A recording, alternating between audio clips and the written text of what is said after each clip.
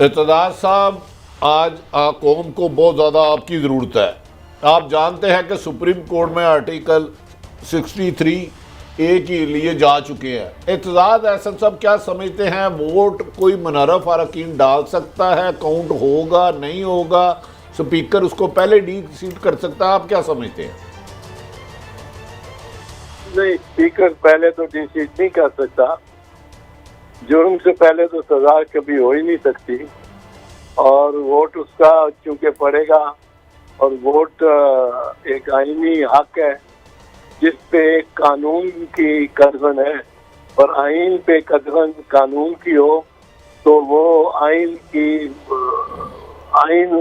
मतलब सबकत लेता है, और आइन को जब सबकत लेता है तो फ्रीडम ऑफ वोट की जो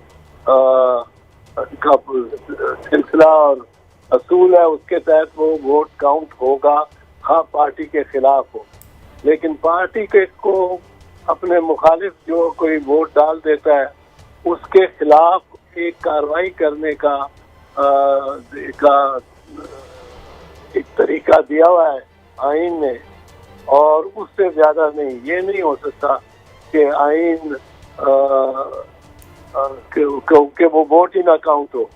वोट वो बिल्कुल काउंट होगा, पर उसको एक सजा पार्टी की जानिब से ये दी जा सकती है कि पार्टी हेड उसकी शिकायत करे चीफ इलेक्शन कमिश्नर को, और चीफ इलेक्शन कमिश्नर जो है वो उसको बाकायदा ट्रायल के बाद उसको उसका सब ये समझा दिया। दूसरा सवाल इससे पहले मैं सिर्फ ये कहा जाता था कि जो रेक्विजिशन कर दे अपोजिशन मतलूबा तादाद के मुताबिक, फिर 14 दिन के अंदर स्पीकर पाबंद होते हैं इजलास बुलाने का। तो इन्होंने मौजूदा स्पीकर साहब ने 21 की बजाय 25 को बुलाया। क्या ये उन्होंने आईनी तौर पर ठीक किया, आप क्या समझते हैं? नहीं, आइन की खिलाफ वर्जी है। जब आइन बड़ा क्लियरली वाज़ेह तौर पे कहता है नॉट मोर देन 14 डेज, तो it can not be more than 14 days. वो उसकी तरफ से खिलाफ वर्जी है, उसने कानून की खिलाफ वर्जी यकीनन की है। अच्छा एतजाज साहब, अगर ये एक लिहाज से जुर्म का इर्तिकाब हो जाता है, आप फ्लोर क्रॉस करके प्राइम मिनिस्टर को डी सीट कर देते हैं, इस अमल के बाद उन अरकान का क्या स्टेटस होगा? क्या वो अगला पीएम इलेक्ट करने की अहलियत रखते हैं अनटिल अनलेस उनको सजा ना हो जाए, या वो मुलजिम एक्यूज जो है वो कंसिडर होंगे? उनकी लीगल पोजीशन क्या होगी? उसकी लीगल पोजीशन ये है कि जब तक वो एमएनए है उस वक्त तक वो एमएनए के हर इख्तियार को इस्तेमाल कर सकता है, और हर जो हकूक में से हक है एमएनए का, और जो उसको अथॉरिटी मिली हुई है वो मुकम्मल तौर पे एमएनए है। तो वो अगर मुकम्मल तौर पे एमएनए है, वो उस दिन तक मुकम्मल तौर पे एमएनए है जबकि इलेक्शन कमीशन उसके खिलाफ फैसला नहीं लेती, और वो भी उसको सुने बगैर नहीं होगा। उसको मौका मिलेगा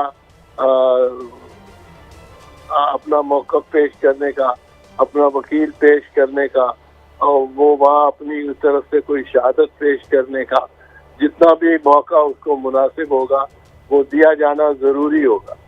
और जब वो उसके बाद जब जिस दिन इलेक्शन कमीशन फैसला करती है उस दिन से he will not remain A member. उस दिन से पहले चाहे कोई वोट हो, बजट पे वोट हो, चाहे कोई वोट किसी और मामले पे हो, कानून साजी पे हो, कमेटी में मेंबर है, वो चेयरमैन है कमेटी का, वो बदस्तूर एमएनए और बदस्तूर तमाम अपने हकूक के साथ एमएनए रहेगा। अच्छा एतजाज साहब, आपने फरमाया जिस तरह के 14 दिन में रेक्विजिशन के बाद इसका इजलास लाजमी स्पीकर ने बुलाना होता है, अगर स्पीकर ये नहीं बुलाते तो उनकी क्या सजा होगी, उसका क्या तरीकाकार है? उसकी सजा कोई प्रपोज नहीं है ऐसी कानून में, पर इसको यही कहा जा सकता है कि ये गलत है इकदाम।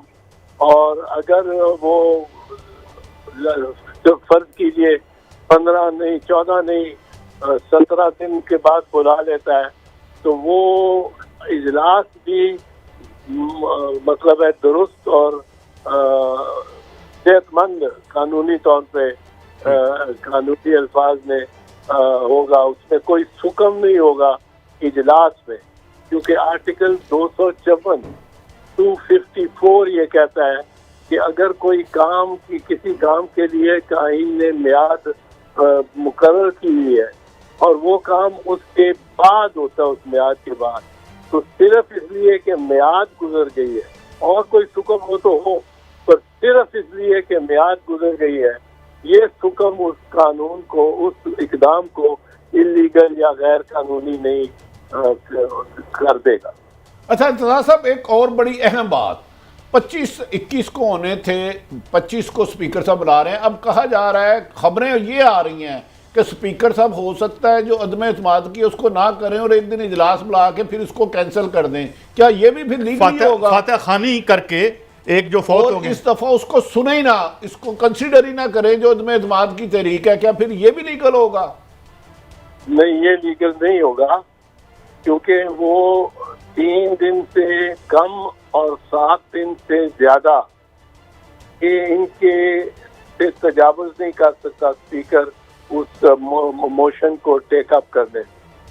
कम अज कम 3 दिन मिलते हैं कि कैंडिडेट या कोई पार्टीज आपस में कन्वेंसिंग कर लें, एक दूसरे को मनाने की कोशिश कर लें, को वोट बनाने की जो लेजिटिमेट तरीका होता है उस तरह वो मनाने की, माइल करने की, किसी ग्रुप को, किसी पार्टी को, छोटी पार्टी को माइल करने के कम अज कम 3 दिन, और 3 दिन इसलिए भी कि सबको नोटिस भी हो जाए मुनासिब, और ज्यादा से ज्यादा 7 दिन, 3 दिन और 7 दिन के अंदर अंदर उसको। अच्छा सर, मैं मजीद सवाल आसान कर देता हूँ, माफ़ी चाहता हूँ आपकी मौजूदगी में। हम ज़्यादा सुना है ये कि हुकूमत की एक ये पॉलिसी है कि तुम बुलाया जाएगा, फातह खानी की जाएगी, फिर गैर महीना मुद्दत के लिए स्पीकर उसको मुलतवी कर देंगे, फिर अपोजिशन के पास आईनी सूरत क्या रह जाएगी अगर स्पीकर ये ऐलान कर देते हैं कि वो इजलास ख़त्म करते हैं?